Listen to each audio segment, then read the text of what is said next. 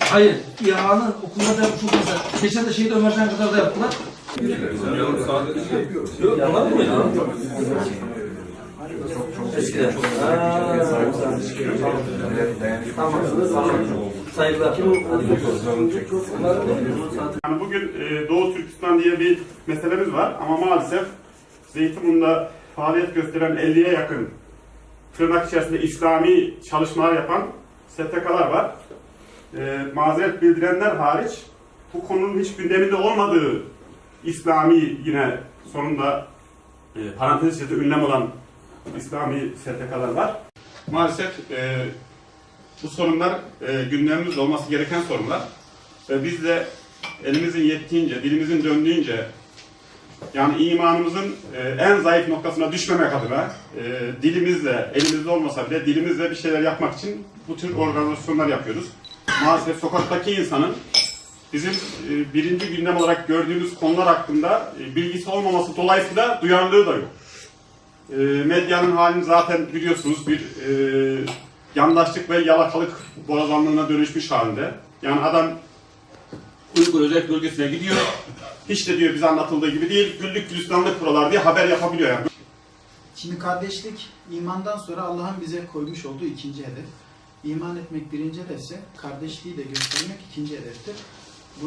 Bununla da imtihan edildiğimizi bilmemiz gerekiyor. Hani bu konuda önümüze mutlaka birbirimizle imtihan edileceğimizi bilelim. Yani biz düşmanımız var diye bir araya gelmemeliyiz. Allah bize emrettiği için bunun bir ibadet olduğunu bilerek bir araya gelmeliyiz. Çünkü hani müminler bir araya gelmekle zorunlular. Yani bir araya gelmek zorundalar. Eğer bir araya gelmezsek işte burnumuz sürtülür. Burnumuz da sürtülüyor. Bayağı da geliyor. Burnumuz yerin dibinde kalıyor. Biz bir türlü insanlara hani bu noktada gerçek şeyi gösterme şeyini yapamadık. Yani bir pratiğini gösteremedik. Ama gösterenler de vardır tabii ki elbette. Gösteremedik diye bunu şey yapmayalım. Doğu Türkistan meselesi, işte Kudüs, işte Yemen ya da diyor İslam coğrafyasının birçok bölgesinde bu tarz sıkıntılar var. Yani biz bu sıkıntıların bizim hani kaderimiz olduğunu düşünmüyoruz. Yani bu Allah'ın bu noktada bizi imtihan ettiğini, biz buradan tekrardan hak ettiğimiz noktalara birlikte beraberce geleceğimizi de çok iyi biliyoruz.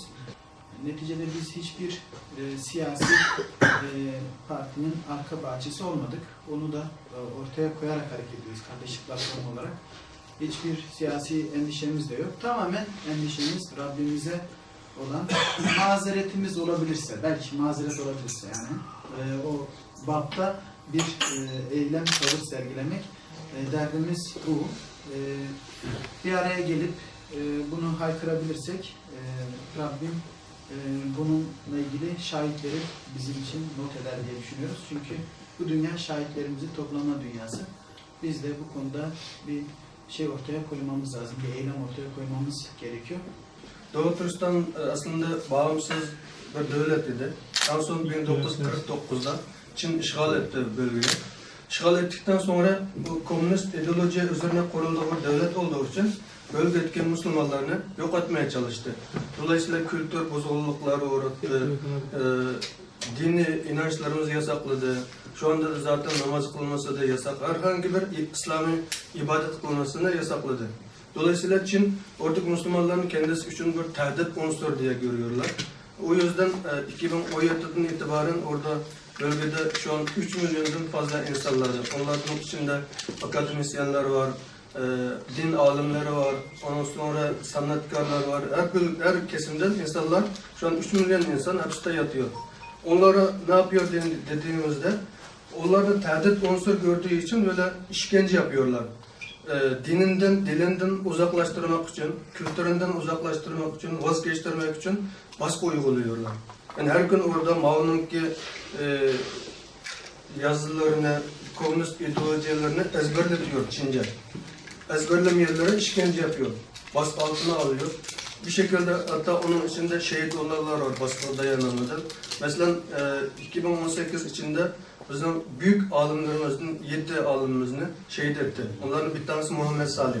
Muhammed Salih Kur'an-ı Kerim'i Uygurca'ya çeviren ve hadis kitaplarını yayınlayan büyük alimimizdi. Herkes tarafından kabul edilen çok saygın biriydi. Onu hazmetemediği için Çin hapishanede şehit etti. Onun gibi Abdülhamid Damoğlan diyoruz, Abdülhamid Mahdum diyoruz. Birçok alimlerimizi şehit etti. Biz ancak öğrenebildiğimiz bunlar ama öğrenemediğimiz birçok insanlar var. Çünkü bölgede şu an iletişim kopuk. Kim orada neler olduğunu bilemiyor. Hiç iletişim yok. Telefonda kapalı, internette kapalı. Oradan sağlıklı malumat alamıyoruz.